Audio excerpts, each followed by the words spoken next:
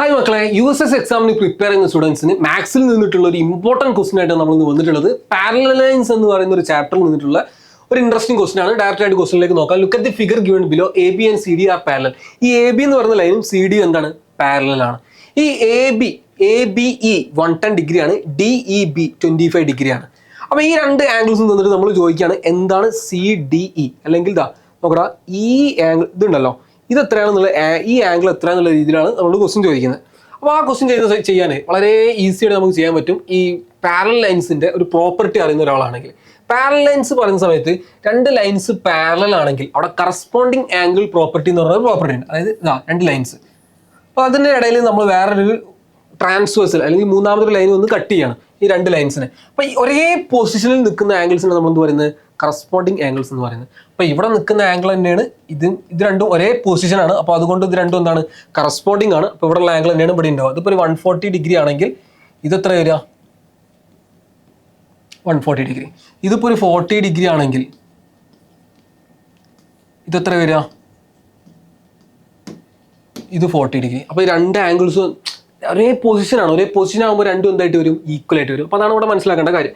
അപ്പോൾ ഇവിടെ നോക്കുന്ന സമയത്ത് ഇവിടെ 110 ഡിഗ്രിയാണ്. എടാ ഈ ലൈന് ഇങ്ങനെ AB, ഈ CD എന്ന് പറഞ്ഞാൽ ഇത് ഇങ്ങനെ വരയ്ക്കുന്ന സമയത്ത് ഇവിടെ ഉണ്ടാവുന്ന അതേ പൊസിഷനിലാണ് ഇവിടെ ഉണ്ടാവുന്ന ആംഗിൾ. അപ്പോൾ ഇത് എത്ര വരിക, 110. കാരണം മനസ്സിലായില്ലേ, കാരണം ഇത് 110 ഇത് 110, കാരണം ഒരേ പൊസിഷനിലാണ്. ഇപ്പോൾ രണ്ട് ലൈൻസ് വരയ്ക്കുകയാണെങ്കിൽ ഇതിങ്ങനെ വരയ്ക്കുകയാണെങ്കിൽ ഇവിടെ ഉണ്ടാവുന്ന അതേ ആംഗിൾ തന്നെയാണ് ഇവിടെയും വരിക. അതേപോലെ തന്നെ ഇവിടെ ഉണ്ടാവുന്ന അതേ ആംഗിൾ തന്നെയാണ് ഇവിടെയും വരിക, 110 എന്നുള്ളത്. ഇനി ഈ ചെറിയ ട്രയാംഗിൾ ഉണ്ടല്ലോ, ഇത് മാത്രമായിട്ട് നമുക്ക് നോക്കാം.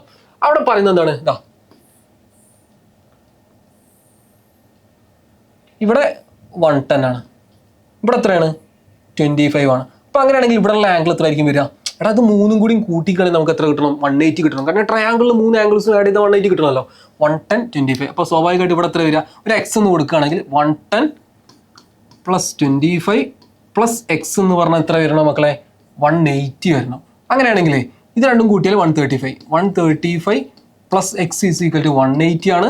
അല്ലെങ്കിൽ നമുക്ക് എന്ത് പറയാൻ പറ്റും, X = 180 - 135 ആണ്. ഈ + 135 അങ്ങോട്ട് പോകുമ്പോൾ മൈനസ് ആയി വരും. അല്ലെങ്കിൽ ഇവിടെ എന്താ വരിക, 45. എടാ ഇവിടുത്തെ ആംഗിൾ, ഈ ആംഗിൾ എത്രയെന്ന് കിട്ടി, 45 ആണെന്ന് കിട്ടി.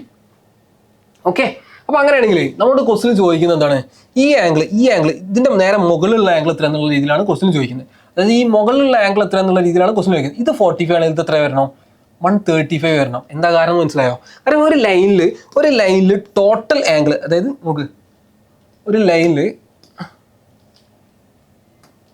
ലൈൻ വരയ്ക്കുകയാണെങ്കിൽ നോക്ക്, ഇവിടെ ഉണ്ടാകുന്ന ഈ ടോട്ടൽ ആംഗിൾ എപ്പോഴും എന്തായിരിക്കണം, ഈ ടോട്ടൽ ആംഗിൾ 180 ഡിഗ്രി ആയിരിക്കണം. അപ്പോൾ ഇത് 45 വന്നാൽ ഈ മുകളിലുള്ള 135 വന്നാൽ മാത്രമല്ലേ ഇതിൻ്റെ ടോട്ടൽ എത്ര ആയിട്ട് വരുള്ളൂ, 180 ആയിട്ട് വരുള്ളൂ. അപ്പോൾ ഇവിടെ 45 വന്നോണ്ട് മുകളിൽ എന്ത് തന്നെ വരണം, 135 തന്നെ വരണം. കാരണം അത് ആഡ് ചെയ്താലല്ലേ 180ലേക്ക് എത്തുള്ളൂ. അപ്പോൾ ഇവിടുത്തെ CDE അതിൻ്റെ ആംഗിൾ, കറക്റ്റ് ആംഗിൾ എത്രയാണ്, CDE എന്ന് പറയുമ്പോൾ ഇതിൻ്റെ കറക്റ്റ് ആംഗിൾ എത്രയാണ്, 135 ഡിഗ്രി. ഇതാണ് ഇതിൻ്റെ കറക്റ്റ് ആയിട്ടുള്ള ആൻസർ.